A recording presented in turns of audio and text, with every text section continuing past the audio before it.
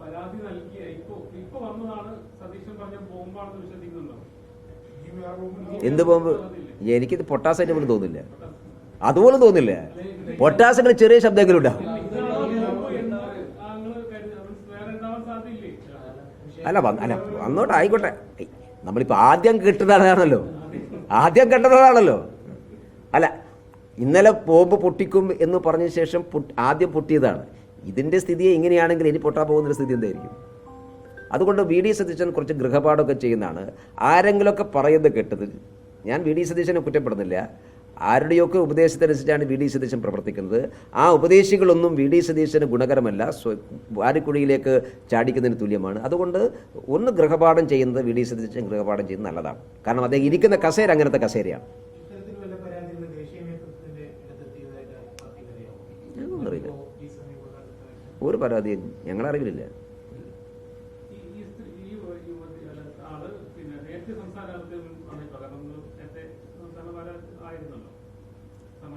എൻ്റെ അറിവിൽ അങ്ങനെ സംസ്ഥാന നേതൃത്വത്തിന് പരാതി വന്നിട്ട് അറിയില്ല. കാരണം അന്നത്തെ പ്രസിഡന്റുമാർക്ക് വരുന്ന പരാതി നമ്മൾ അറിയണം നിർബന്ധമൊന്നുമില്ല.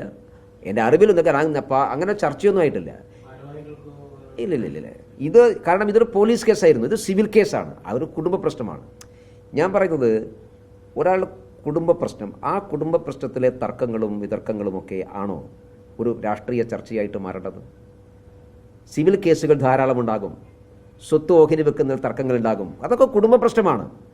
ആ കുടുംബ പ്രശ്നങ്ങളിൽ ഓരോ ആൾക്കാർക്കും ഉണ്ടാവും. അതൊക്കെയാണോ കേരളത്തിലെ പ്രതിപക്ഷ പാർട്ടി ഒരു പ്രധാനപ്പെട്ട വിഷയം ഉന്നയിച്ചത്? രാഹുൽ മാങ്കൂട്ടത്തിൻ്റെ പ്രശ്നം കുടുംബ പ്രശ്നമാണോ? ഞാൻ നേരത്തെ പറഞ്ഞല്ലോ, ഇത് ഞങ്ങളാരും ഉന്നയിച്ചിട്ടുള്ളതല്ല.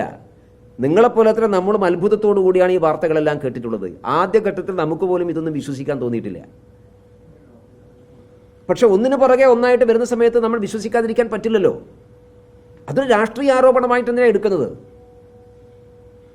പക്ഷേ വി ഡി സതീശൻ്റെ പറച്ചിൽ കേട്ടാൽ വിചാരിക്കും അത് ബി ജെ പിയോ അല്ലെങ്കിൽ വേറെ ഏതെങ്കിലും രാഷ്ട്രീയ പാർട്ടികൾ ഉന്നയിച്ച ആരോപണം. ഞങ്ങളാരും ഉന്നയിച്ചിട്ടില്ല.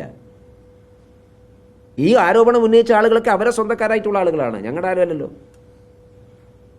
അപ്പം അതിൽ എന്തിനാ, അതാണ് ഞാൻ ചോദിക്കുന്നത്. അത്തരം ഒരു ആരോപണം വരുമ്പോൾ, അത്തരം പ്രശ്നം വരുമ്പോൾ അതിനെ മനുഷ്യത്വപരമായിട്ട് കാണണം.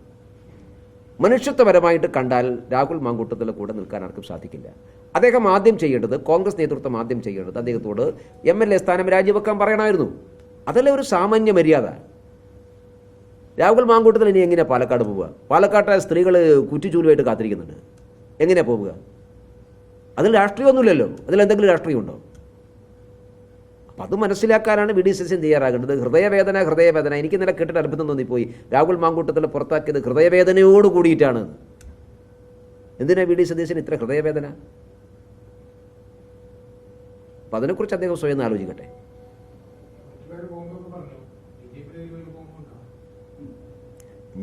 ഞങ്ങൾ ബോംബ് പൊട്ടിക്കുന്ന പാർട്ടിയൊന്നുമല്ല, നമ്മൾ പാവങ്ങൾ.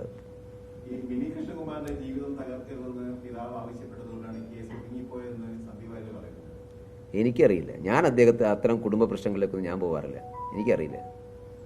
ഞാനൊരു വീട്ടിൻ്റെ അകത്ത് എന്താ നടക്കുന്നത്, അച്ഛൻ എന്താ പറയുന്നത്, അമ്മ എന്താ പറയുന്നത്, അവിടെ സ്വത്ത് തർക്കം ഇത് അന്വേഷിക്കുന്ന പണി എനിക്കില്ല, എനിക്കതിനെക്കുറിച്ച് അറിയില്ല.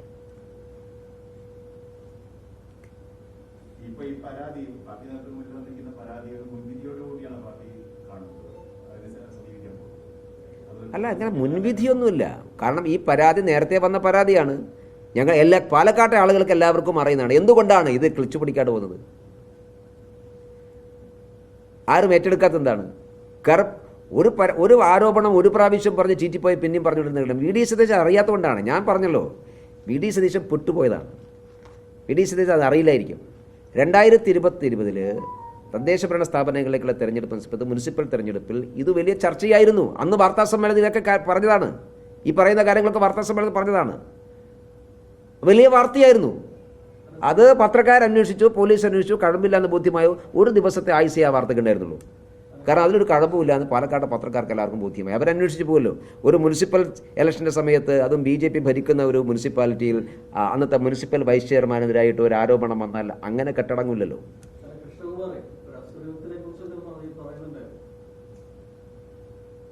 അത് കൃഷ്ണകുമാരോടല്ലേ ചോദിക്കേണ്ടത്. ഞാൻ ആളുകളെ അസുരന്മാരായിട്ടും ദേവന്മാരായിട്ടും ഒന്നും അന്നങ്ങ് വിഭജിക്കാനുള്ള കഴിവൊന്നും എനിക്കില്ല. ഞാൻ അങ്ങനെ ആരും